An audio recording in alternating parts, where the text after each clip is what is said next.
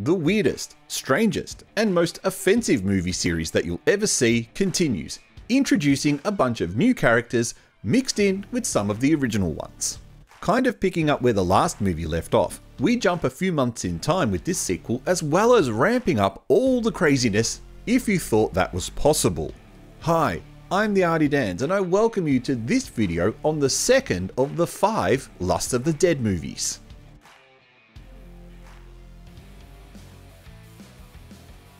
Set not too long after the end of the first movie, gangs of otaku men have formed in Tokyo, creating an army where they use toxic men zombies to force Snuggle and kill any remaining 3D women, which is what real women are now referred to. Fighting against both them and the toxic men zombies is Amazon, an army of all-female soldiers who protect a shelter of surviving women, while a handful of scientists, including Nozomi from the first movie, conduct research into the toxic men.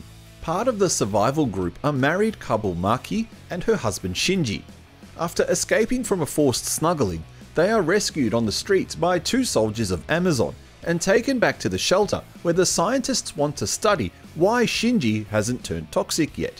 In the meantime, a cyborg lands in Tokyo, a present from the US military. She's the spitting image of schoolgirl Tomei from the first movie, because it's the same actress just playing a different role. Her mission is to study why not as many Japanese men have turned toxic, and she spends most of this movie shacked up with the eye patch TV guy from the first movie discussing birth rates and sex. And lastly, we have Momoko, who at the end of the last film gave birth to the Immaculate Conception. She's turned crazy and has become an idol for the otaku men to worship, while they protect her strange baby. Phew, that's a lot of story for a 70-minute movie.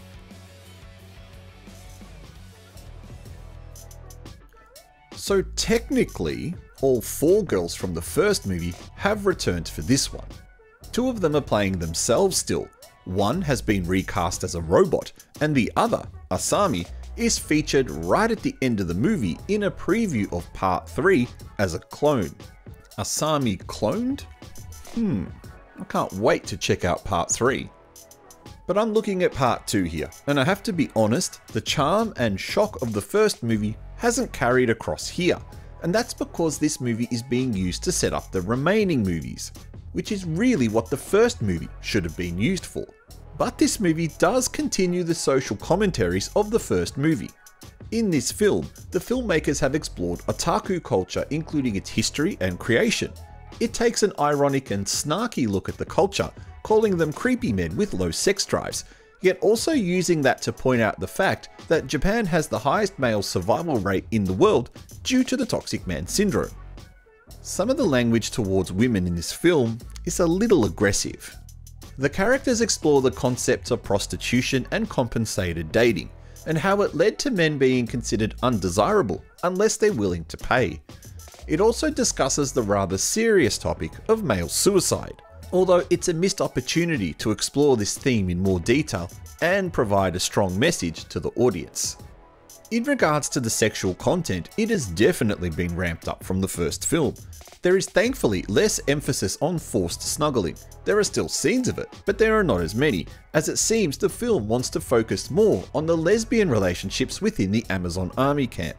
If girl on girl is your thing, then the director has your back.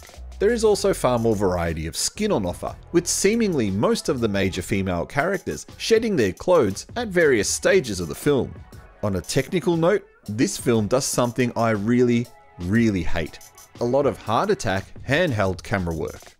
There's a lot of shakiness in this film, and the cameraman seems to really love doing lots of mini zoom in and outs. And that leads to a lot of shots needing a moment or two to pull focus. So we get shaky camera work, lots of mini zooms, and lots of blurry video. I'm not sure I'm sold on this method of cinematography personally, but considering the genre, it's probably best fit. Music needs a shout out. It's catchy rock music that's not too loud, but the theme of the first movie, which I have to avoid saying the title of, is missing in this sequel. A shame, as the theme song was quite funny. But this film is all about the boobs and the gore, and it does both really well. This is still a gory film, but it's very much silly gore, not serious torture gore style. All of the dodgy special effects from the first movie return, and they look as awesome and dodgy as always. There's some suitably cheesy After Effects work as well, but the real scene stealer is the practical effects. Now I would love to show you footage of the following, but I don't think I can, so I'm just going to have to describe it to you.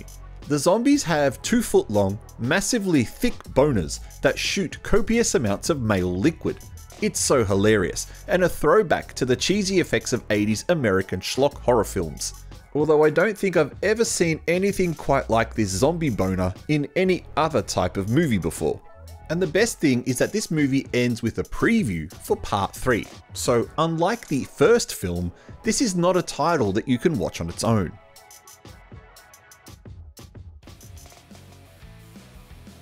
Well, to be honest, part 2 isn't anywhere near as good as part 1, but it's serving a purpose, and that is to set up the remaining 3 films.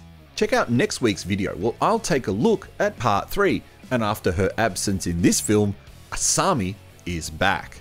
If you've seen this, what did you think? Thank you for watching this video. Please don't forget to press the like button and consider subscribing to support the channel.